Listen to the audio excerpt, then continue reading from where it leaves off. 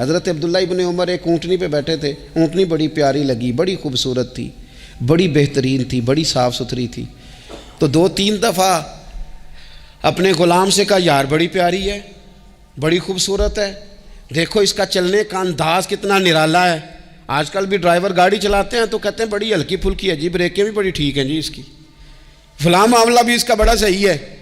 وہ اتنی پسند آئی اونٹنی، تو اونٹنی سے اترتے ہی فوراً کہنے لگے اس کو نشان لگا کے قربانی کے جانوروں میں چھوڑ دو، یہ زیادہ پیاری ہے، اسے رب کے رستے میں خیرات کریں گے۔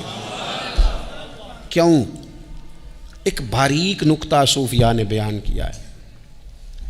اللہ کے نیک بندے کہتے ہیں کسی جگہ بھی تمہارا دل اللہ رسول کے مقابلے میں الجھنا نہیں چاہیے۔ کوئی ایسی چیز جو رکاوٹ بن رہی ہو، رکاوٹ،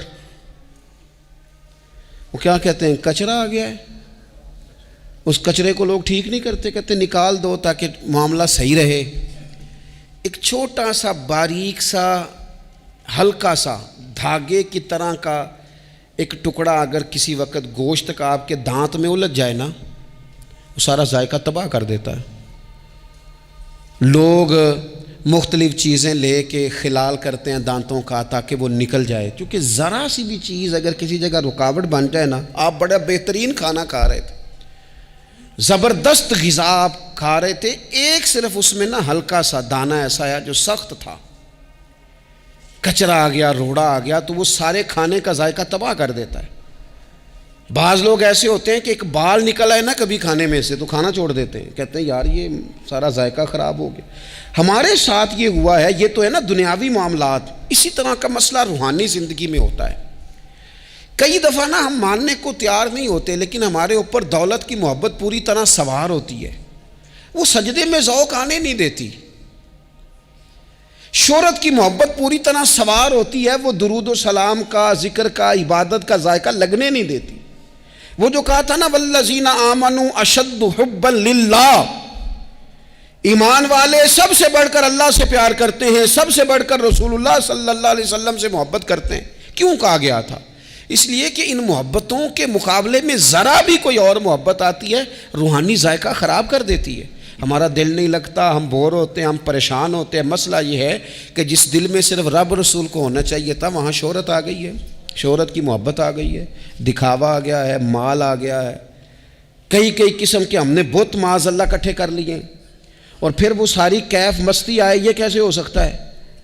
حضرت عبداللہ ابن عمر رضی اللہ تعالیٰ عنہ کے پاس ایک گدھا تھا، ہم پنجابی میں تو کہا کرتے تھے کہ بڑا ساؤ جانور ہے، بڑا دھیما ہے، بڑا اچھا ہے، سواری بھی کرتے تھے اس پہ، اس پر بوجھ بھی رکھتے تھے، اور بھی کئی کام، جانوروں کا چارہ بھی اس پہ رکھ کے لایا جاتا تھا۔ بہت سارے لوگ اس کی تعریف کرتے تھے کہ ظاہر ہے اس وقت یہ جانور ہر گھر کی ضرورت ہوتے تھے، لوگوں نے بڑی تعریف کی کہ جناب یہ گدھا بڑا اچھا ہے، بڑا عمدہ ہے۔ اب بعض چیزیں ایسی ہوتی ہیں جن سے دل لگ جاتا ہے۔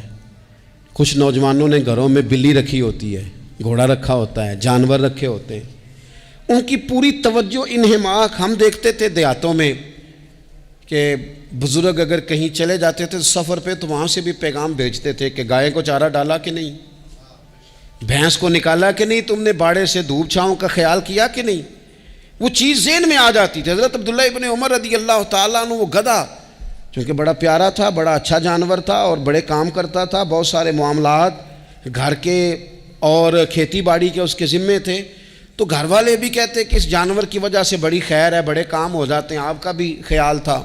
حضرت عبداللہ ابن عمر ایک دن گھوڑے سے نیچے اترے یا اس گدھے سے نیچے اترے تو خادم کو بلا کے کہنے لگے اسے لے جاؤ اور بیچ کے پیسے اللہ کے رستے میں خیرات کر دو۔ اب وہ خادم کا بھی اس سے دل لگ گیا تھا، جانور گھر میں ہوتا ہے دلچسپی ہو جاتی، کہنے لگا حضور وہ سارا محلہ تو اس کی تعریف کرتا ہے، سارے خاندان والے تو اس جانور سے دلچسپی رکھتے ہیں اور آپ بیچ رہے ہیں۔ آپ فرمانے لگے جس طرح سب کا دل اس کی طرف ہے نا کہ اچھا جانور ہے، میرا بھی ہو گیا ہے، لیکن میں اپنے دل کو سوائے رب رسول کے کسی اور طرف ہوتا دیکھ نہیں سکتا۔ اعظم بلا سے اپنی وہ ہستی ہی کیوں نہ ہو، اعظم بلا سے اپنی وہ ہستی ہی کیوں نہ ہو، جو چیز اس کی راہ میں حائل ہو پھونک دو، جلا دو ایسی ساری چیزیں جو ان کے راستے میں آتی ہیں۔